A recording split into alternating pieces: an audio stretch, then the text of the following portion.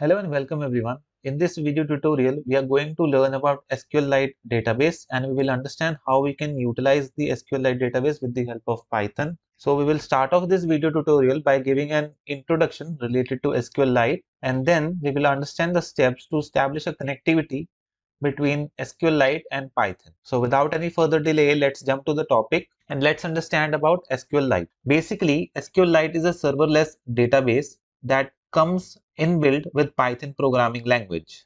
Here, in the term serverless refers to the fact that SQLite can be used without the installation of a separate server, allowing for direct database connections. Since it requires no configuration or setup in order to use it, SQLite is a lightweight database that can offer relational database management system with zero configuration. So let us understand how to get started with SQLite 3 in Python, and for this task we generally use the SQLite 3 module in Python, and we also don't need to install it as it comes inbuilt with Python. So let us understand all this thing, like how to set up a connectivity, how we can execute a query using it with the help of an example. So here on the screen you can see I have opened my Jupyter notebook. Now as I told you, to establish a connection with SQLite 3 database, we need to use the SQLite 3 module which comes inbuilt. So we don't need to install it, we simply need to import it and get started with it.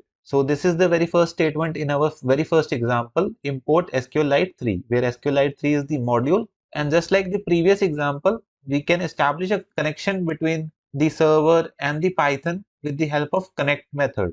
So here we have defined a connection object and we have used the connect method. Now as SQLite 3 is a serverless database, we just need to specify one argument value with it, that is the name of the database. So in our case, we have defined the name of the database as pythonguides.db. Now what this command will do, it will first check whether the database with the same name already exists in the current working directory.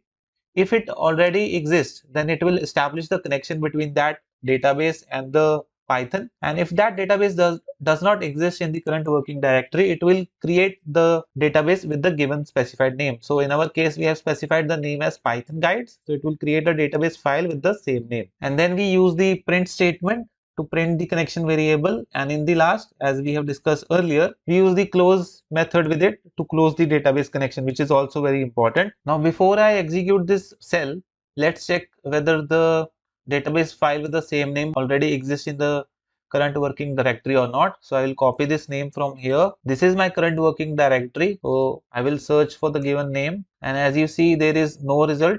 It means this file does not exist in the current working directory. Let's execute this cell now. Once we execute this cell, it will print the connection object. So the connection object is of this type, SQLite3.connection object, and this cell has been executed successfully. Let's come back to this, and again let me refresh this page once, and again I will use the same thing. Now you can see pythonguides.db file has been created a few seconds ago. It means our database file has been created using this small set of Python code, and with the help of the same thing we are able to establish a successful connection between the Python guides database and the Python interpreter. Now after this, let's move a step further and let's understand how we can execute queries on this SQLite 3 database with the help of Python. So the process of executing query remains same when we are working on the relational databases. So let us look at another example. In this example, again first we have imported the SQLite 3 module. Then we have established a connection. Now this time this command will not create another database file. Instead it will establish the connection with this existing Python guides database. After this, as I told you, to execute queries with the help of Python, we need to define a cursor.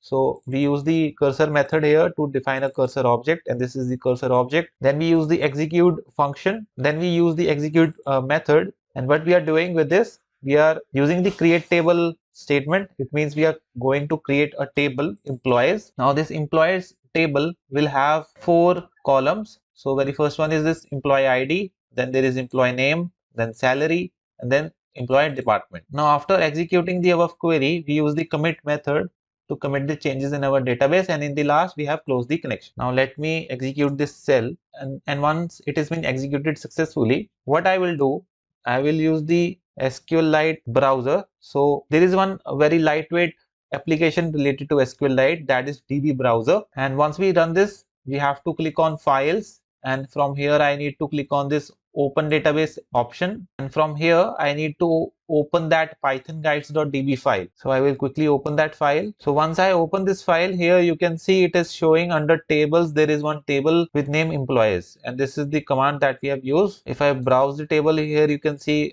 we didn't inserted any data in the table, that's why it is showing empty table structure. But I hope with this you got an overview of SQLite and how we can execute queries on it with the help of Python. And with this, we also have come to the end of this tutorial session. Thank you so much for watching this video. We will see you in the next one.